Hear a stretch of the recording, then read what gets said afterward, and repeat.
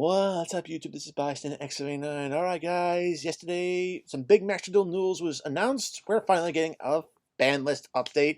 This ban list goes into effect on May 9th. And, guys, you can see the list right here. And to be very honest, this list is hot garbage. There's nothing around it. I'm looking through this list. I'm thinking this in the terms of how to balance out the game. And to be very, very honest, these moves are not doing anything to solve any problems in the game. There are a certain list of problematic cards that do exist in this game that should have been banned when the game came out, or at least banned on this list. And unfortunately, no, they aren't banned. They're not being touched, and it's making me wonder if anybody who actually worked with the physical card game is actually involved with creating these lists on the video game. Because right now, these hits, no, they do nothing. Absolutely nothing. So, we're going to analyze these hits, and we're going to possibly talk about maybe some other moves they could have made for the particular deck. So, of course, we're going to come over here to Cyber Angel Ben 10. This was a direct hit to Drytron, and to be very honest, when Cyber Angel Ben 10 was limited here in the TCG as well as the OCG, what did it do to Drytron decks? It did absolutely nothing.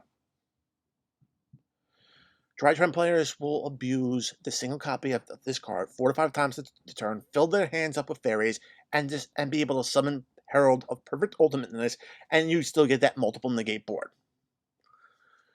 To be very honest, if they were going to be going this move, they should have actually moved against Ava, and at least banned Ava in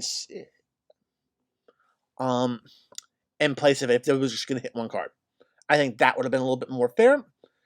Alright, Cyber Angel Ben 10 at 1. Alright, you would have maybe at least gotten a few more fairies into the hand if it was kept at multiples, but you know what? That is what it is.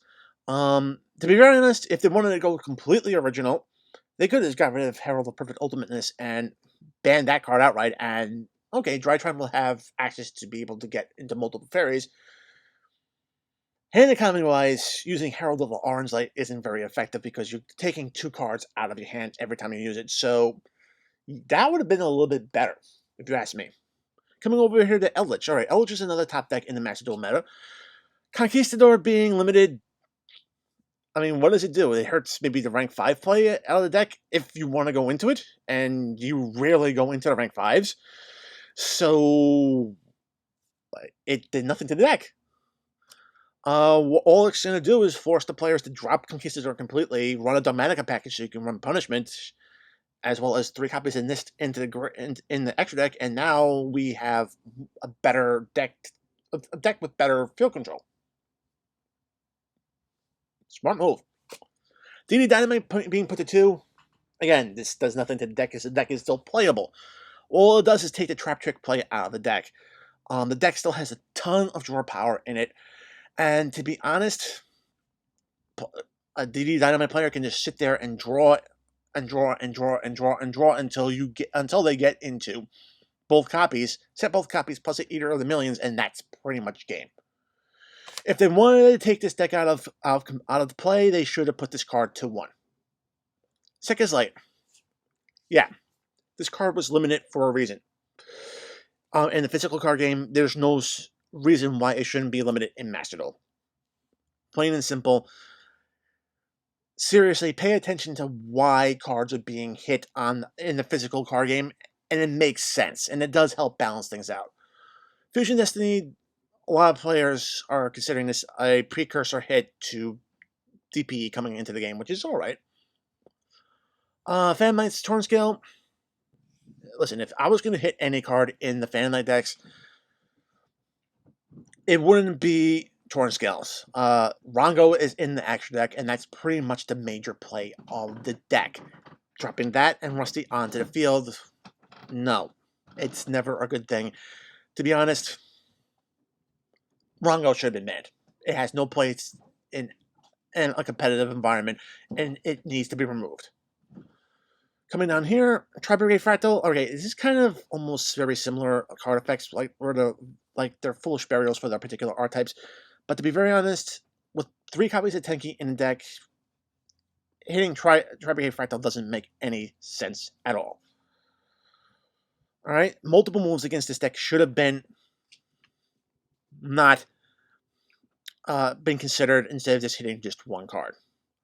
The same thing goes with Cobalt Sparrow. We have an issue with the Searcher Xyz being at multiple copies.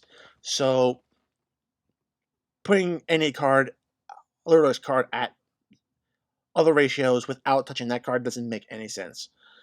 Virtual World, Roshi, Lao. Okay, I've seen this card in play.